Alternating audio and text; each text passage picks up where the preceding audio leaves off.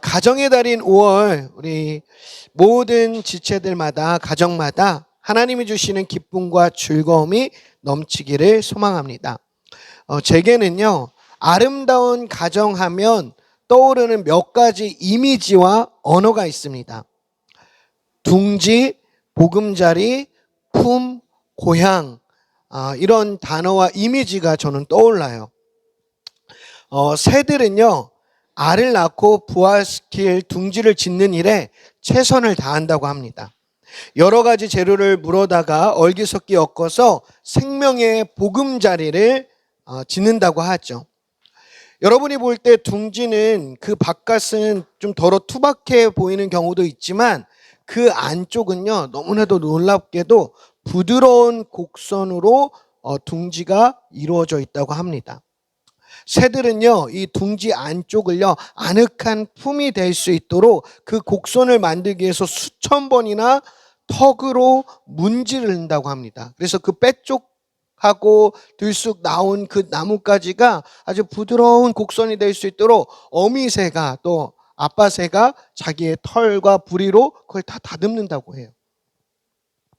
새로운 생명을 키우기 위한 사랑의 수고를 볼 수 있는 것이죠. 새들의 사랑의 수고는 여기서 멈추지 않습니다. 병아리들을 데리고 마당이나 도랑이나 밭을 뒤지던 암탉들도요, 솔개가 날아다니는 소리에 반응하면 황급히 닭장으로 다시 들어가죠. 그리고 날개를 벌려서 병아리를 품에 안습니다. 그 작아 보이는 날개 아래 한 10마리가 되는 그 새끼들이 다 안겨있는 모습을 보게 되죠. 그뿐만 아닙니다. 남극의 펭귄들도요, 알이나 새끼를 제 발 위에 놓고 배의 깃털로 덮어줌으로써 혹독한 추위로부터 어린 생명을 지켜간다고 합니다. 이처럼 생명의 기초가 돌봄임을 우리는 자연을 통해서, 하나님의 피조물들을 통해서 우리는 그것을 확인할 수 있죠.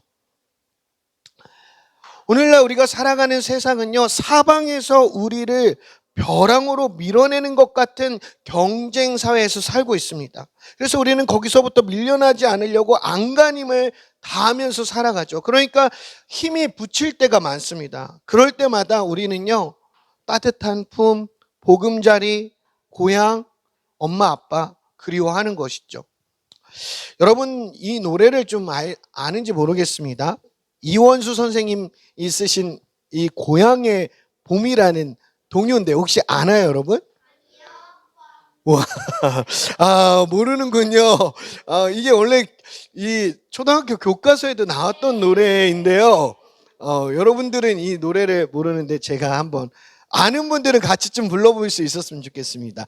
나의 시작. 나의 살던 고향은 꽃피는 산골, 복숭아꽃 살구꽃 아기 진달래 울긋불긋 꽃대걸 차린 동네, 그 속에서 놀던 때가 그립습니다. 여러분, 이 고향의 봄이라는 노래는 들어봤죠. 그 노래가 이 노래입니다. 고향을 그리워하면서 쓴 시를 곡조에 붙인 노래죠. 고향 혹은 품은요, 오늘날 가정이라고 할 수 있습니다. 그런데요, 너무나 많은 가정이 위기를 겪고 있습니다. 가정을 더 이상 아늑한 품으로 받아들이지 못하고 있는 이들이 늘고 있습니다. 위기의 청소년들이 늘고 있고요, 학대받거나 방치된 아이들이 늘어나고 있는 상황입니다. 아빠와 엄마, 이 자녀들에게 품이 되어주는 그런 가정이 점점점 사라지고 있다는 것이죠. 품을 경험해야 되는 그곳에서 그 사랑을 경험하지 못한다면요, 우리 자녀들은요, 험한 세상에서 이길 힘을 가질 수 없을 것입니다. 왜 이런 일이 일어났을까요? 우리는 이 이유에 대해서 우리는 성경을 통해서 그 해답을 얻어야 할 때입니다. 성경의 길을 물어야 할 때죠. 하나님께서 가정의 기초, 부부와 부모로 세우신 남자와 여자는 원래는 어떤 존재여야 했는지, 그리고 그들에게는 하나님께서 어떤 목적과 역할을 주셨는지, 그리고 그들은 서로를 어떻게 바라보고 협력해야 했는지를 살펴볼 때 우리는 우리의 가정을, 그리고 남자와 여자, 부모를, 그 존재를 회복해 갈 수 있을 거라고 기대합니다. 그런 마음을 가지고 오늘 말씀을 볼 텐데요. 창세기 1장 27절과 28절, 그리고 2장 7절과 9절의 말씀을 같이 한번 읽어보도록 하겠습니다. 시작. 하나님이 당신의 형상대로 사람을 창조하셨으니 곧 하나님의 형상대로 사람을 창조하셨다. 하나님이 그들을 남자와 여자로 창조하셨다. 하나님이 그들에게 복을 베푸셨다. 하나님이 그들에게 말씀하시기를 생육하고 번성하여 땅에 충만하여라. 땅을 정복하여라. 바다의 고기와 공중의 새와 땅 위에서 살아 움직이는 모든 생물을 다스려라 하셨다. 7절 읽겠습니다. 주 하나님이 땅의 흙으로 사람을 지으시고 그의 콩에 생명의 기운을 불어넣으시니 사람이 생명체가 되었다. 주 하나님이 동쪽에 있는 에덴의 동산을 일구시고 지으신 사람을 거기에 두셨다. 주 하나님은 보기에 아름답고 먹기에 좋은 열매를 맺은 온갖 나무를 땅에서 자라나게 하시고 동산 한가운데는 생명나무와 선과 악을 알게 하는 나무를 자라게 하셨다. 아멘. 창세기 1장과 2장은요, 인간의 창조 이야기를 조금 다르게 전하고 있습니다. 1장에 보게 되면요, 하나님이 하나님의 형상대로 사람을 창조하셨으니 곧 하나님의 형상대로 사람을 창조하셨다. 그리고 하나님이 그들을 남자와 여자로 창조하셨다라고 기록합니다. 그리고 2장을 보면요, 주 하나님이 땅의 흙으로 사람을 지으시고 그 코에 생명의 기운을 불어넣으시니 사람이 생명체가 되었다라고 기록하고 있습니다. 1장과 2장의 인간 창조의 이야기는요, 전혀 다른 이야기를 전하는 것이 아니라 하나님의 창조의 이야기를 다양하게 표현하고 있다는 것을 보게 됩니다. 창세기 1장과 2장의 인간 창조 이야기를 통해서 우리가 깨닫게 되는 것은요, 인간인 우리 남자와 여자와 남자는요, 하나님이 창조하신 피조물 중에 유일하게 하나님의 형상대로 지음받았고 하나님이 숨이 담긴 생명체라는 것을 깨닫게 됩니다. 이러한 사실이 인간의 고유한 존엄성과 권위 그리고 가치가 있다는 것을 알려주는 것입니다.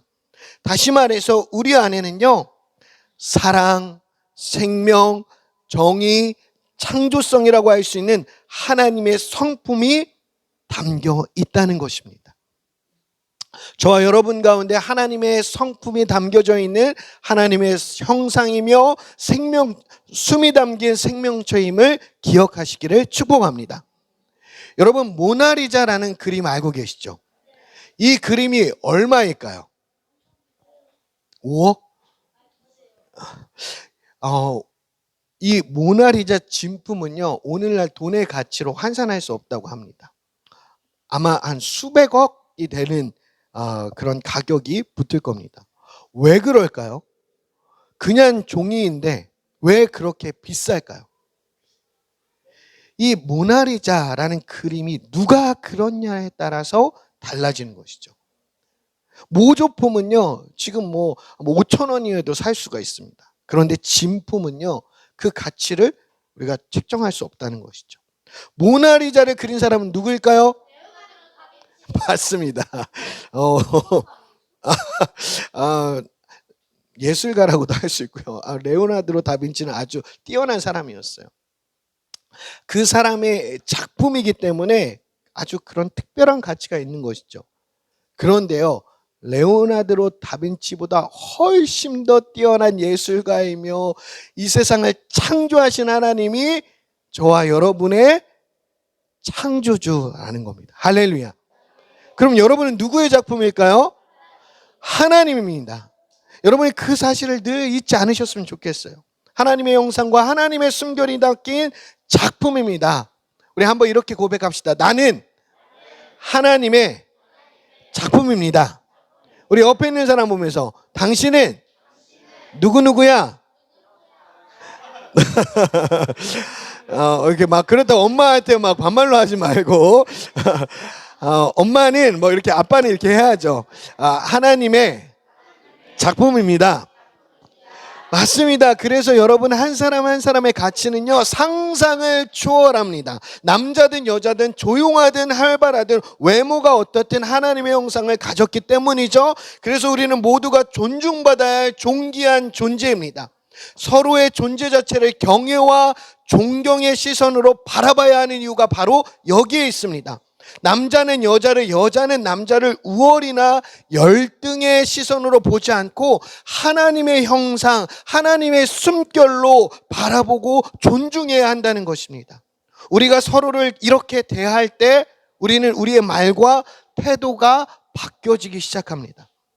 하나님의 형상과 순결이 저 안에 담겨 있다. 그 담긴 생명체이다 라고 여길 때요 우리는 서로를 소중하고 귀하게 아름답게 여길 수 있는 것이죠. 그리고 무엇보다 하나님이 먼저 우리를 그렇게 바라보시고 인정해 주시고 소중하게 여기셨다는 것을 기억하시길 바랍니다. 저와 여러분은요 누구를 따라가는 사람이냐면 하나님을 따라가는 사람이에요. 예수님을 따라가는 사람이에요. 그래서 성경에는요 예수님이 어떻게 하셨는지가 기록되어 있는데요 창세기에 보면 하나님께서 하나님의 형상과 순결이 담긴 우리들을 어떻게 대하셨는지를 분명히 기록하고 있습니다. 어떻게 대하셨을까요? 가장 좋은 것을 우리에게 주시고요 가장 좋은 것을 우리에게 맡기셨습니다. 기쁨의 동산이라 불리는 에덴 동산을 미리 준비하신 후에 남자와 여자를 그곳에 초대하셨다는 것이죠. 그리고 그곳이 너희들 것이다 라고 말씀하십니다. 이것은요 마치 디즈니랜드를 지어놓고선요 아빠 엄마가 자 이곳이 이제 너희들 거야. 와 맞아요. 그런 느낌이었습니다. 가장 좋은 거, 가장 아름다운 거, 가장 맛있는 것을 가장 먼저 우리에게 주고자 하고 싶은 마음이 바로 하나님께서 우리를 향한 마음임을 기억하시길 바랍니다. 그뿐만 아닙니다. 하나님은요 보시기에 아름다운 이 세상의 모든 창조물을 남자와 여자에게 맡기셨어요. 여러분 생각해 보세요. 여러분에게 가장 아끼는 것을 아무에게나 맡길 수 있겠습니까? 맡길 수 없습니다. 믿을 만한 사람, 신뢰할 수 있는 사람, 그리고 혹여나 그것이 망가져도 괜찮을 사람에게 맡긴다는 거예요. 하나님께서는요 저와 여러분 가운데 하나님이 창조하신 세상을 맡기셨어요. 왜 그러셨을까요? 저와 여러분들이 하나님의 형상과 숨결이 담긴 존재였고 하나님이 우리를 사랑했고 우리를 기대했고 의지했고 또한 우리와 함께하길 원하셨기 때문입니다. 이러한 하나님의 마음이 서로를 향한 마음으로 이어져 가기를 축복합니다. 우리가 서로를 존중할 때 단지 인간관계를 잘하는 것이 아닙니다. 이는 하나님의 창조 질서를 인정하고 그분의 형상을 귀하게 여기며 하나님을 닮아가는 것임을 잊지 마시길 바랍니다. 존중하지 않는 것은요, 서로를 존중하지 않는다는 것은요, 하나님의 형상을 무시하는 것과 같습니다. 하나님을 모독하는 결과로 이어질 수 있다는 것을 잊지 마시길 바랍니다. 그럼 오늘 우리 어떻게 살아야 될까요? 남자와 여자 모두가 하나님의 형상임을 기억하고 하나님의 숨이 담겨진 존재를 기억하고 존중하는 것입니다. 기이 여기는 것입니다. 사랑하는 것입니다. 그런 저와 여러분 되시길 바랍니다. 하나님께서는요, 이 남자와 여자가 혼자 있는 것을 안타깝게 여기시고요, 그에게 알맞은 짝을 만들어 주어야겠다라고 생각하십니다. 그 이야기가 창세기 2장 20절인데요. 우리 같이 한번 읽어보겠습니다. 창세기 2장 20절 시작. 그 사람이 모든 집짐승과 공중의 새와 들의 모든 짐승에게 이름을 붙여 주었다. 그러나 그 남자를 돕는 사람 곧 그의 짝이 없었다. 아멘. 하나님께서는요, 아담이 혼자 있는 거, 그를 도와줄 사람이 없는 걸 보시고 안타까워하셨어요. 그래서 하나님은 그를 깊이 잠들게 하신 후에 갈빗대 하나를 취하해서 그것으로 여자를 만드십니다. 잠에서 깨어난 아담은요, 자기와 너무 똑같은 존재, 하나님의 형상이 담긴 존재, 하나님의 숨결이 담긴 존재를 보면서 어떻게 말하냐면요, 창세기 2장 23절입니다. 이제야 나타났구나. 이 사람 뼈도 나의 뼈, 사도 나의 사, 남자에게서 나왔으니 여자라고 부를 것이다.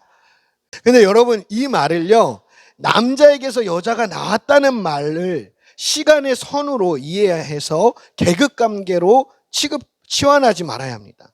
이 이야기 속에 담겨있는 진실은요, 사람은 서로에게 속한 존재라는 것입니다. 달리 말하자면 너 없이는 나도 없다. 나의 있음은 그대가 있기 때문이다. 그대가 있음은 그대가 있기 때문에 내가 있다라는 것입니다. 우리 서로에게 한번 이야기해 볼까요? 너 없이는 나도 없다. 너 없이는 나도 없다. 네. 이게 모든 인간관계의 본질이고 그 핵심은 사랑이라는 것이죠. 자, 우리는요, 종종 남녀를 비교하면서 누가 더 나은지 판단하려고 합니다. 하지만 하나님은요, 남자와 여자를 함께 일하도록 서로를 돕도록 만드셨다는 것이죠. 돕는 사람, 짝이라는 말은요, 어떤 의미일까요? 보조적인 존재라는 것을 설명하는 것일까요? 아닙니다. 오히려 필수적인 존재라는 것을 뜻합니다. 자, 돕는 사람, 여러분 주목하셔야 돼요. 돕는 사람, 짝이라는 말은요, 보조적 존재라는 것을 설명하는 것이 아니라 서로에게 필수적인 존재라는 것을 뜻합니다. 그래서 이 돕는 사람은요, 서로 마주봄으로써 서로를 돕는 그런 관계를 말합니다. 그래서 상호 의존적이고 상호 평등적이고 상호 보완적인 관계가 바로 돕는 사람이라는 것이죠. 그래서 서로에게 없어서는 안 돼 꼭 필요한 존재라는 것이 돕는 사람이, 하나님이 말씀하신 것을 이루기 위해서 서로가 서로에게 꼭 필요한 존재라는 것을 말해주죠. 그래서 남자와 여자는 경쟁자가 아니라 동역자입니다. 단순한 보조자가 아니라 서로를 온전케 하는 존재라는 뜻이죠. 하나님은 남자에게 여자, 여자에게 남자를 주심으로써 서로가 함께 하나님의 형상으로 온전해지고 하나님의 뜻을 이 땅 가운데 이루어가기를 기대하셨습니다. 세상이 말하는 성 역할의 틀을 넘어서서 우리는 말씀의 진리에서 서로를 존중하고 사랑하는 관계 속에서 살아가는 문화를 세워야 하는 것이죠. 그래서 우리는 서로가 서로를 소중하게 여겨야 합니다. 나의 만족과 유익을 위한 도구로 상대방을 이용해서는 안 돼요.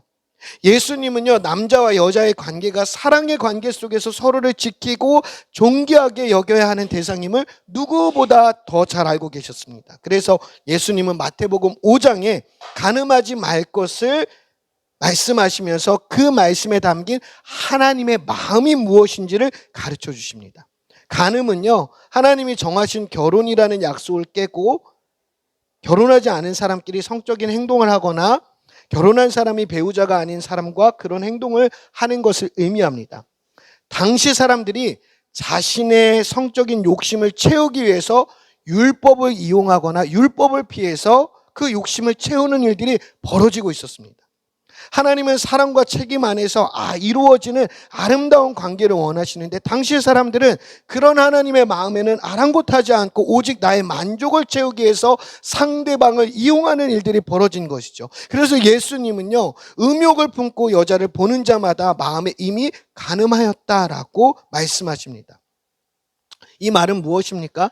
아름다운 이들을 바라보면서 감탄하는 것이 너무 아름답다, 너무 멋있다, 이런 것이 죄라는 말이 아닙니다. 문제는요, 그런 사람을 자신의 쾌락을 충족하기 위한 수단으로 대하는 것이 문제다라고 말해줍니다. 이러한 마음을 음욕이라고 하죠. 상대방을 사랑과 존중 없이 그냥 내 마음과 내 욕망의 대상으로 여기는 것. 그것은 결국 파괴적인 행동으로 이어져 가기 때문입니다. 그렇게 예수님은 우리의 마음에 사랑과 존중, 배려와 평화, 진리와 정의를 무너뜨리게 하는 것이 있다면, 그것이 눈이 그렇게 한다면, 손이 그렇게 한다면 눈을 빼어버리고 손을 찍어버리는 게 낫다라고까지 말씀하십니다. 가혹하게 들리지만 그 정도의 경각심을 갖지 않으면 인간은 언제나 죄에 팔릴 수밖에 없는 존재임을 잘 아시기 때문에 그렇게 말씀하신 것이죠. 우리의 눈과 귀를 하나님의 말씀과 마음으로 가득 채우는 것이 우리의 마음을 지키는 것이고 동시에 서로를 지키는 것임을 잊지 마시기를 축복합니다. 하나님께서는요, 남자와 여자를 만드신 후에 그들에게 복을 베푸셨습니다. 그 복은 흔히 우리가 생각하는 것과는 조금 다르죠. 딱 주어진 걸로 완제품으로 주어주신 것이 아니라 책임 가운데 누릴 것으로 그 복을 주셨습니다. 그 이야기가 창세기 1장 28절인데요. 우리 같이 한번 읽어보겠습니다. 창세기 1장 28절 시작. 생육하고 번성하여 땅에 충만하여라. 땅을 정복하여라. 바다의 고기와 공중의 새와 땅 위에 살아가는 움직이는 모든 생물을 다스려라. 아멘. 세상을 창조하신 하나님은요, 인간에게는 스스로 번성할 수 있는 가능성을 주셨습니다. 생육하고 번성하여 땅에 충만하라는 말씀을요, 그냥 자녀를 많이 낳으라는 말씀으로만 생각해서는 안 됩니다. 물론 출산에 대한 말씀이기도 하지만 동시에 생육하고 번성하여 충만해질 수 있는 환경, 문화와 조건을 만들어 가야 한다라는 말씀이 담겨 있기도 합니다. 자, 여러분, 혹시 진태현, 박시은 그 배우 부부를 알고 계신가요? 진태은, 박시은이라는 그 배우 부부가 있습니다. 아주 믿음이 좋은 부부예요. 근데 이들이요, 자녀를 가지려고 애썼지만 그럴 수가 없었습니다. 물론 지금도 자녀를 가지려고 노력을 한다고 합니다. 그런데 이들은요, 생육하고 번성하고 충만하고 정복하고 땅을 다스려라라는 그 하나님의 말씀에 담긴 뜻이 무엇인지 고민했어요. 그 묻고 물었어요. 그러면서 그들이 깨달은 거는, 그럴 수 있는 세상과 그럴 수 있는 가정을 만드는 것이 더 중요하구나 라고 생각했어요. 그래서 이들은 어떻게 했냐면 입양을 하게 됩니다.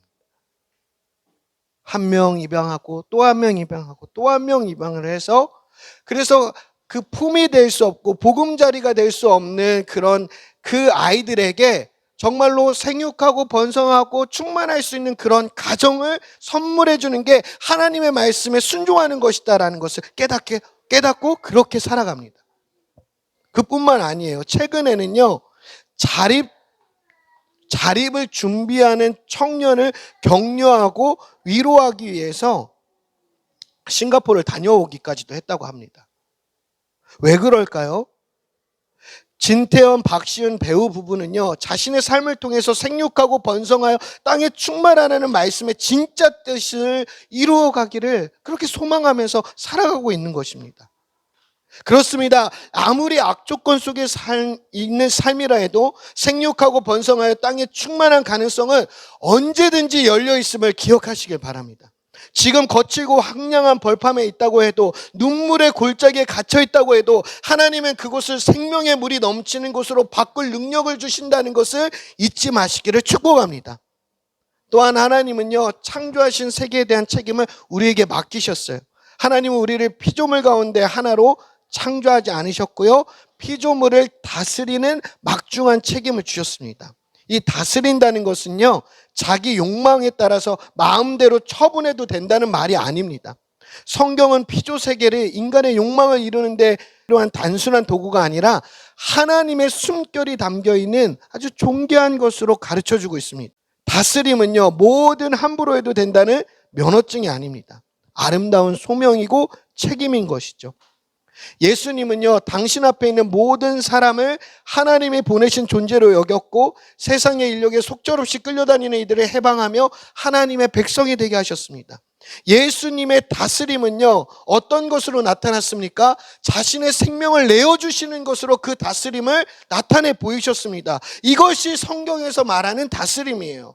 우리가 부모가 자녀를 다스리는 것도, 부부가 서로를 다스리는 것도요, 자기의 생명을 내어주는 것으로 나아가는 것입니다. 어떤 힘과 권력을 통해서 내 마음대로 상대방을 이리저리 흔드는 것은요, 다스림이 아니에요. 성경이 말하는 다스림이 아닙니다. 성경이 말하는 다스림은 어떤 거라고요? 내 생명을 내어줌으로 상대방을 풍성케 하는 것. 그것이 예수님 말씀이죠. 요한복음 10장 10절의 말씀 우리 같이 한번 읽어볼까요? 나는 양들이 시작. 나는 양들이 생명을 얻고 또 더 넘치게 얻게 하려고 왔다. 선한 목자는 양들을 위하여 자기의 목숨을 버린다. 아멘. 하나님의 형상으로 지음받은 인간들이 할 일은요, 생명을 풍성하게 하는 일임을 기억하시길 바랍니다. 하나님이 창조하신 생명을 아끼고 존중하고 풍성하게 하려고 노력할 때 우리의 삶은 더욱더 아름다워질 수 있는 거예요.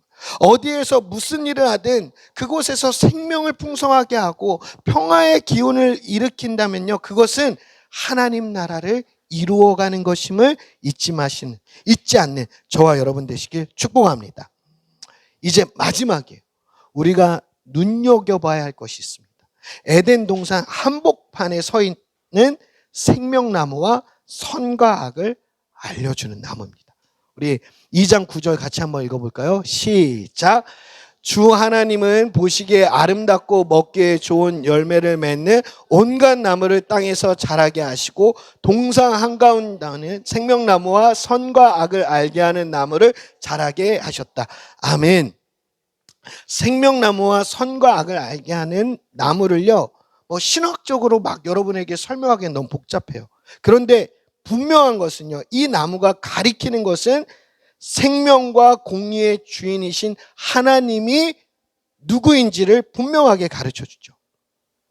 에덴 동산 한복판에 서 있는 생명나무와 선과 악을 알게 하는 나무는요, 인간의 한계를 드러내는 역할을 합니다. 인간은 흙에서 온 존재임을 상기시키는 말이죠. 인간은 하나님의 형상일 뿐 하나님이 아닙니다. 여러분 꼭 기억하십시오. 하나님의 형상이지 우리는 하나님이 아니에요. 우리가 어떤 존재인지를 잊지 않을 때 우리는 우리의 삶 가운데 하나님의 뜻을 이루어갈 수 있습니다. 유한한 인간은 언제나 선한 충동과 악한 충동 사이에서 아둥바둥거리고 또 위험에 빠지기도 해요. 끊임없이 경계하고 안내를 받지 않으면요, 우리는 넘어질 수밖에 없습니다. 그래서 어디에서 무엇을 하든지 가끔 눈을 들어 생명나무와 선과 악을 알게 하는 나무이신 하나님을 바라보는 것이 중요합니다. 그래야 내가 어디에 있는지를 가늠할 수 있기 때문이죠. 함부로 속단하거나 극단에 빠지지 않을 수 있는 것입니다. 하나님의 뜻을 겸손하게 엎짓고 그 뜻에 따라 내 삶을 조절할 때 우리의 삶은 비로소 온전해질 수 있다는 것을 잊지 마시길 축복합니다. 말씀을 맺겠습니다. 우리 사이와 우리 중심에 하나님을 모셔야 합니다. 단지 복을 빌기 위해서가 아니라 우리가 어긋난 길로 가지 않기 위해서입니다. 모든 가족 구성원들이 하나님의 뜻 안에서 서로를 신뢰하고 사랑하고 인내할 때 가족은 비로소 따뜻해질 수 있습니다. 가족들로 인해 가슴앓이를 하는 분들이 많습니다. 일률적으로 말하기는 어렵지만 가족 간 갈등의 상당수가 서로 바라는 바가 많기 때문에 빚어진다고 합니다. 아무것도 바라지 말라는 말은 아니지만 그보다 먼저 서로를 있는 그대로 인정하고 수용하고 존귀히 여기고 가치 있게 여기는 것이 회복되어야 함을 오늘 말씀을 통해서 기억하시길 바랍니다. 사랑이라는 명분으로 지나치게 간섭해서는 안 되는 것이죠. 하나님을 중심으로 가정의 일치를 도모해야 하는 것입니다. 옳고 그름을 따지고 이런저런 계산을 앞세우다 보면 가정의 평안을 오히려 깨지게 마련임을 우리는 늘 잊지 말아야 하는 것이죠. 여러분, 진은영 시인의 가족이라는 시가 있습니다. 짧지만 아주 임팩트가 있습니다. 밖에서 그토록 빛나고 아름다운 것, 집에만 가져오면 꽃들이, 화분이, 우리 정환 집사님의 가족입니다. 도마뱀이 다 죽었다. 기가 막힌 일입니다. 이게 꽃이나 화분 이야기가 아닌 줄 아시죠? 누군가에게는 인정받고 사랑받는데 가족만 오면 무시당하고, 가족만 오면 기가 죽고, 가족만 오면 답답해지는 거. 저와 여러분은 우리 공동체 안에서 어떤 존재입니까? 가족 안에서 어떤 존재입니까? 예수님을 닮아서 서로를 살리는 존재입니까? 아니면 서로를 죽이는 존재입니까? 사랑의 관계를 지속하기 위해서 노력하고 각자에게 주어진 일들을 하나님이 맡겨주신 일로 성실껏 수행하고 하나님을 모든 관계의 중심에 모시고 살아가는 저와 여러분 되시기 바랍니다. 그럴 때 가정은요, 서로는요, 서로에게 사랑의 둥지, 보금자리, 품이 될 수 있을 것입니다. 오늘 말씀이 오늘 저와 여러분 가운데, 우리 가정 가운데 회복되는 은혜, 가정의 중심이 되고 방향이 되기를 예수님의 이름으로 축복합니다.